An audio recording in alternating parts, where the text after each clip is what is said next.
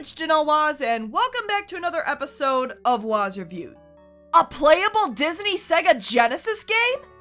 Yes. Now I know I'm dreaming. Oh, I don't mean that it's playable and that it's not buggy. After all, the Disney games I've played always ran well. I mean that it's playable in that you can actually reasonably play this game without losing your mind. You're getting your wishes, so The 90s. The Disney Golden Age is in full swing, the Genesis did what Nintendo didn't, and naturally, we got some Disney tie-in games. The Lion King, The Little Mermaid, The Jungle Book, Pocahontas, and of course, Aladdin. The tale of the street rat who finds a Robin Williams-voiced genie in a talking cave, battles a mad-for-power sorcerer, marries the princess, and lives happily ever after. Until the sequels. But this was also the era of extremely difficult games. Even children's games were tough to beat. Heck, the Lion King game still frustrates gamers to this day, and to be honest, without save states, the furthest I've gotten was a weird volcano level that never actually happens in the movie, but every Genesis game needed a lava level for some reason. And then there's Aladdin for the Sega Genesis, a game that, while still difficult, isn't nearly as punishing as The Lion King. It's also worth noting that specifically, I'm going to be talking about the Sega Genesis version. While many games had a Genesis and Super Nintendo version that were basically the same game with minor differences, Aladdin on the Super Nintendo is actually a different game. And from what I understand, a much harder game as well. Hop on board for a magic carpet ride, and for the love of God, don't touch anything in the Cave of Wonders! Let me share this familiar world with you with the Sega Genesis version of Aladdin. All this for a loaf of bread? But before I go further, make sure you subscribe to my channel. I talk a lot about Star Trek, video games, and whatever else I feel like talking about. And if you'd like to help support the channel, consider becoming a member. Be great to have you aboard. Our story begins on a dark and stormy night. It was a dark and stormy night, not a promising beginning. Make it better. Yeah, the game starts that way, albeit a few sentences down. I swear this is a good game! The game's plot is basically an abridged version of the movie, with story bumpers that pop up when starting a new level. But I'm not complaining. I mean, I'm not saying this game's a great substitute for the movie, but I doubt anyone's playing this game for the plot. I'm willing to bet that kids probably begged for this game in the 90s because they already watched the movie 50 times and wanted to play the game version. While the bumpers aren't the snazziest, they do feature nice artwork and occasional animation. You are Aladdin, and this is Agrabah Market, just like the movie. Wait a minute, why is Prince Ali playing?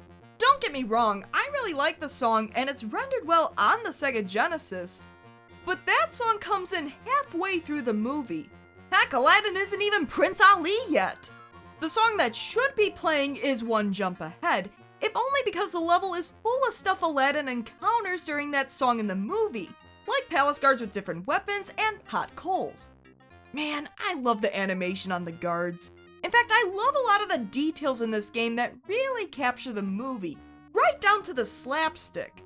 The opening screen with Genie and Iago, the camels you jump on, Aladdin tossing an apple while idle, the guards losing their pants, even Aladdin's death animation. Hey, wait a minute! I can't bring people back from the dead. Bending your own rules there, Genie? Are you gonna make Jasmine fall in love with Aladdin while you're at it and, take care of Jafar? But okay, let's talk about gameplay. You control Aladdin through 10 levels, fighting enemies and overcoming obstacles. Aladdin can run with the directional pad, throw apples that are collected throughout the game with A, swing a sword with B, and jump with C. Simple, right? That's right, he can be taught! Throughout the levels, you will encounter helpful items, and the game kindly informs you what they are. Manuals, pfft, who needs them, am I right? Things like extra health, extra lives, gems, and even a boost bonus levels, which give you an extra opportunity to collect helpful items while avoiding falling objects, among other things. Hold up, you can even buy extra lives and continues from the peddler? I mean, bonus points for including the peddler. he's a minor character, but still, he opens the movie. It begins on a dark night. But you even have the option to fill up on extra lives when you're running low. Save me, Robin Williams, peddler! Clearly, Disney learned their lesson from The Lion King. Oh, what, too many kids beat this game over a weekend rental? Upon completing a level, and provided you've been collecting the Genie bonus level items, you get the chance to win even more items from the Genie. Extra lives, apples, gems, stuff like that. Of course, I almost always lose by picking Jafar. After successfully making his way through the market, Aladdin is approached by an ancient beggar, which is supposed to happen when he's in prison. Yeah, this is more of a loose adaptation of Aladdin. Wait, I have to find the scarab halves? I thought you already had it, Jafar! And why am I in the middle of a desert with Mickey Mouse ears drying on the line? When does this happen in the movie? Oh yeah, I remember the part where Aladdin scoured the desert, fighting off even more guards, nearly falling through palm trees, and fighting off snakes. Snakes. Why did it have to be snakes?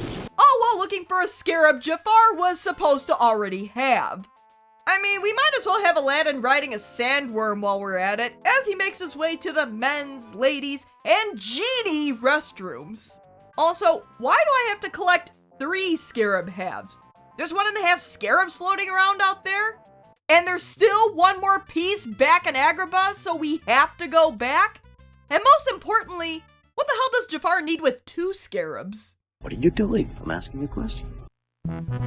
Wait, now we're playing one jump ahead 3 levels into the game? Why wasn't this at the beginning? I have so many questions.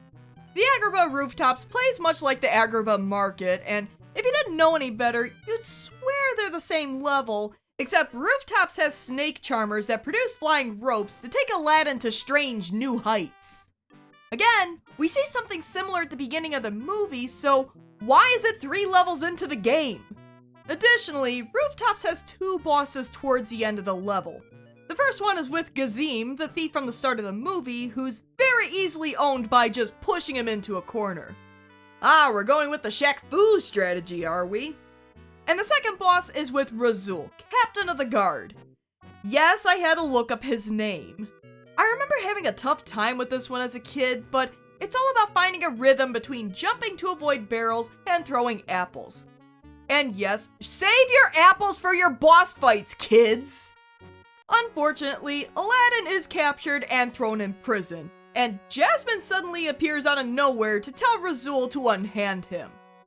I mean, we know from the movie that they were hanging out when he was arrested, but she just shows up randomly in the game.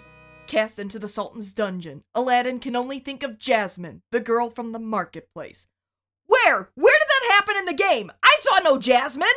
I've been looking all over for you. Obviously in the game, Aladdin's already met Beggar Jafar, so he just has to escape from prison while battling guards, avoiding swinging stones, falling great heights that would kill a mere man, or anyone without Shell's portal shoes, and, oh hell no! I hate these guys. First of all, there are no exploding skeletons in the movie. But these guys explode and hit you with their bones. Not to mention, there are bats all over the place. Also, security is pretty loose around this prison if Aladdin can just simply walk out when he gets to the end of it. There's even an exit sign. Out on the lam and into the Cave of Wonders. Or blunders. Oh ho ho ho! Jafar, can you hurry up? I'm dying in here. Oh joy, even more bats. Okay, no one touch anything in here, alright? Oh crap, no! Wait, nothing's happening. Isn't this what got Abu into trouble in the movie? Well, in the game, destroying these statues actually opens up new areas. The Cave of Wonders also has the additional challenge of avoiding falling into the water, as well as falling rocks and ghosts. There's also I'm not sure what this boss is, but he's got apples and a sword and stands between me and a wicked awesome carpet ride. Oh, yeah, and the lamp as well. This is it? Oh, so now you're upset? I touched the forbidden treasure? Like, which one? Now there's a lava level because this is the 90s and also on the Sega Genesis. Of course there's an obligatory lava level! At least here it makes sense. It was technically in the movie, though it's a tad stretched out in the game with a standard platformer level where you avoid rolling rocks like you're suddenly in Raiders of the Lost Ark. Or UHF, whichever one works for you. To be honest, this is probably my least favorite part of the game. Nope, the platformer level is definitely worse. But hey, what's better than a stampede level? A magic carpet lava level. Yeah, just avoid the rocks that you're flying towards at top speeds and collect... I don't know, are those orange slices? But that being said, the game will let you pass the level if you die too many times, which is nice, though I managed to get through it in a couple of tries. Though I wouldn't blame you if you can't. Sometimes the game doesn't even tell you where the rocks are coming from. It's annoying and even a bit unfair, but at least the lives you lose are pretty limited. Unlike the infamous Stampede level. But alas, Aladdin and Abu are trapped in the Cave of Wonders. And then sucked into the lamp? What, is this an I Dream a Genie scenario? Inside the lamp is like being stuck in the Friend Like Me musical numbers, so the developers could really get creative with this level, throwing in fun and zany elements into the level's design. Springs with Genie's face on them, Genie's hand that flips you around, Genie balloons? They really plastered Genie's face on everything here. Even the Genie moon from the ending. Made you look. Have some of column A, trial of column B, neon, red velvet pillows. The level feels like it could be from a Las Vegas show more than a fantasy arabesque kingdom, but it fits in so well with that scene from the movie. You ain't never had a friend like me. Leaving via Genie's mouth, Aladdin makes his way to the palace with the lamp. Now, this would have been a great opportunity for a Prince Ali number and maybe even a costume change. Nope, Aladdin is in the palace still looking like a bum. Bum. Well, technically street rat, but I don't buy that. Considering this is the second to last level of the game, it's really not that difficult.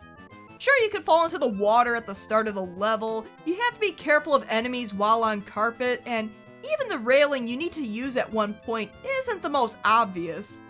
But with everything I've encountered in the previous levels, there's really nothing that weird here.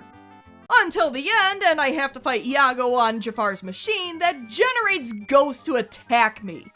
And this is what I mean about saving your apples. Just wait, this is nothing. Finally, it's the last level, Jafar's Palace, which does feel like an appropriately difficult level. Flames coming towards you, spikes on the floor, obstacles and statues from previous levels, only more sinister looking, and Iago. So many Iagos. Alright, this is it, Jafar, the final boss, and his seemingly magnetic staff that pulls you towards him. Oh yeah? Well, how about them apples? Well, yeah, fighting Jafar the man isn't so bad. Just lob apples at him and don't let his magnetic personality drag you too close. What you say, my dear? No. Jafar the snake, on the other hand, has flames at the side of him coming at you while you have to throw apples at him. You'll start to run low on apples at this point, and while the game does provide you with 4 additional apples at a time if you run out, getting to them while not getting hurt is a bit of a challenge. Save your game apples for the boss fights! But find a good rhythm of run jumping and throwing apples while benefiting from clipping Jafar and his flames out of view, and poof, he's gone, and I don't even have to fight Jafar the genie. Aladdin gets the girl on a magic carpet ride and has a little makeout sesh while the credits roll. All this for a loaf of bread? And that was Aladdin for the Sega Genesis. A pretty balanced game in my opinion.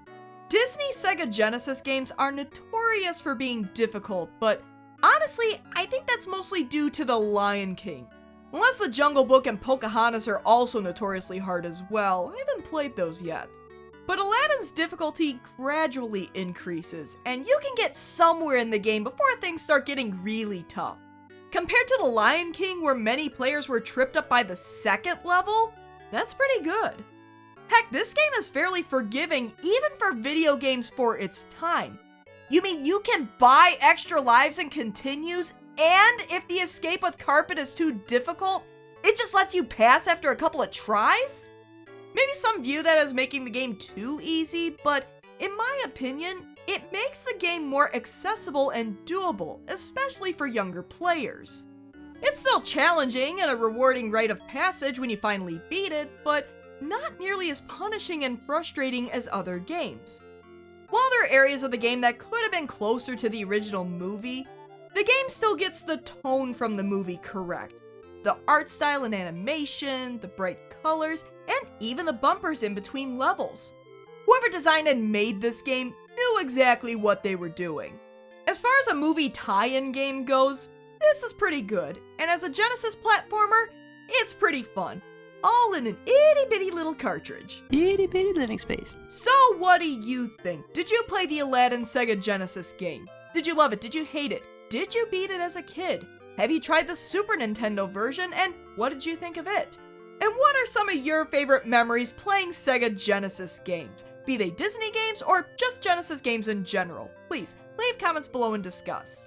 As always, thanks for tuning in to another episode of Waz Reviews.